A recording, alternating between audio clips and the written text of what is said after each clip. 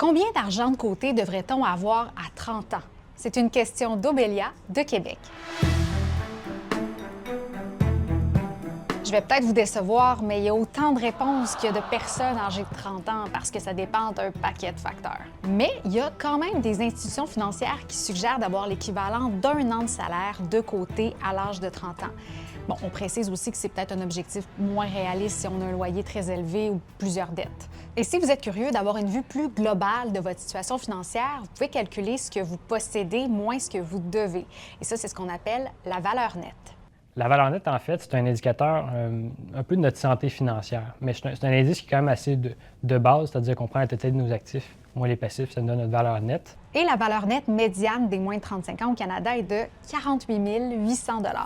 Pour calculer votre valeur nette, vous devez additionner l'argent dans votre compte en banque, tous vos placements, vos objets de valeur et la valeur marchande de votre propriété si vous en avez une. Vous allez ensuite soustraire vos soldes de carte de crédit, vos soldes de prêt auto, hypothécaire ou étudiant. Donc, si c'est autour de 48 800 $, bien, dites-vous que vous êtes vraiment au milieu. Mais il ne faut pas non plus que ce chiffre-là vous fasse paniquer. Parce que naturellement, c'est une donnée qui évolue énormément avec l'âge. Déjà, de 35 à 44 ans, la valeur nette médiane des Canadiens se situe à 234 400 $ et elle atteint 690 000 de 55 à 64 ans. Plus on a de temps devant nous, plus notre patrimoine, plus notre valeur nette peut s'accroître dans le temps.